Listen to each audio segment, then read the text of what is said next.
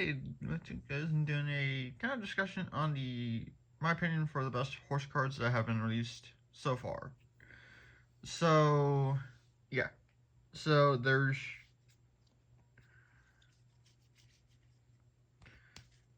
a decent amount of the horses that have been revealed so far, or been released, and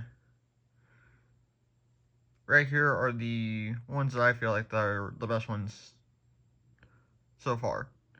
That could change as we get into 2025 next year, and we'll see what happens with that year. But for right now, this is my thoughts on that. So, Vimare, Shieldmare, and Calamity. So, we'll start off with Vimare first. So, Vimare basically is a 4-cost 5/3 with hexproof. That's essentially all that it really is, and it can't be blocked by black. So, back when this set was standard legal, this card was like $3, maybe $4 for like an uncommon, and the foil for it was like maybe $6 to $10, I think. Yeah, this card's a menace back in when it was in standard. And I think a decent amount of the decks actually ran it too, which made me really, really happy. Even though it was, I think it was either standard or, yeah, because Pioneer wasn't out back then. So yeah, it had been standard. So, but yeah, once this card had picked up some decent, play, then yeah, it was pretty much of a menace. So yeah, there's kind of the history on that.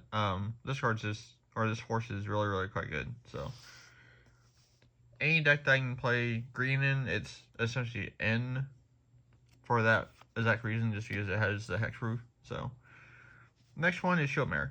So back when this set was standard legal, I played Just Sky horses basically, which is red, blue, white, and I essentially had like life gain, and it was just kind of like throw the horses out there and be able to attack and kind of try to outgrind your opponent basically. And it worked actually pretty well to a degree. I won a decent amount of matches back then in standard, just because the life gain would be enough to outgrind the mono red decks or mono red burn.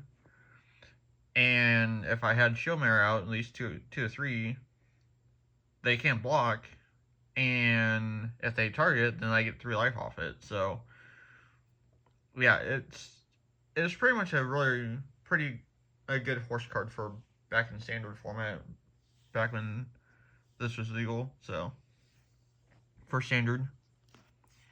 So yeah, and then next card is Crescent Summer. So this card, I don't think it really got to see much play.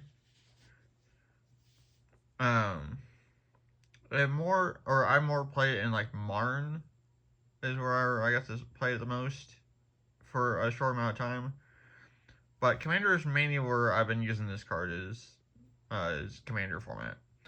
Is anything that has white in it, I can pretty much throw it in for horses, and it's just a very, very good card. Good horse card too. So yeah. So it was actually pretty pricey for a while too. It was like the card was like 10-ish, maybe $15. And then it dropped down to 8, and then I think that's pretty much where it stayed at for the time being.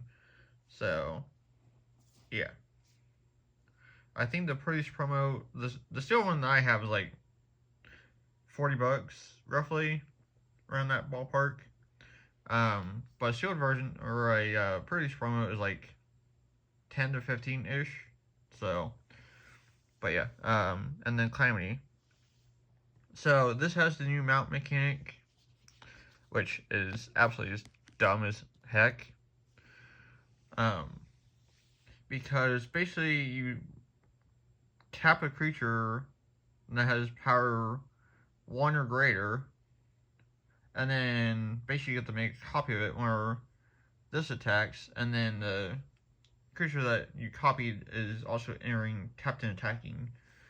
So basically if you tap Shield Mirror, then you basically get the 3 life because it's basically entering as a tapped and attacking creature, so you get the 3 life off it, which is absolutely crazy as heck. And then you sacrifice it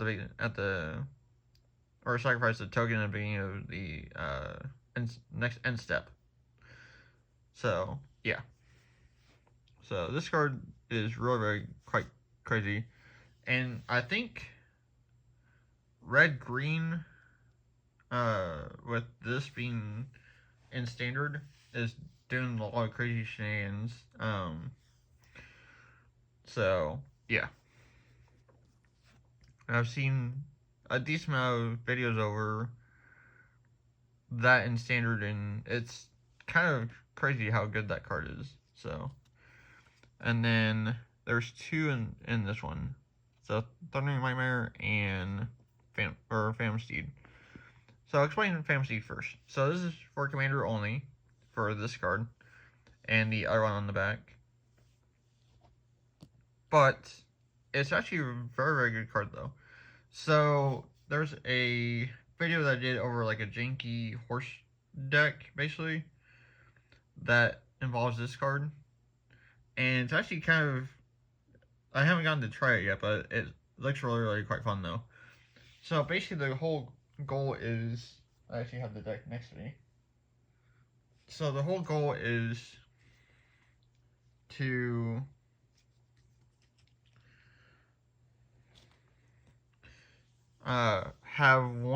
have this or this on field, play this, exile one of these 2, and then one attacks, you get to make a copy of one or the other, depending on which one that you exiled, and then you get to make a copy of that, and if you do the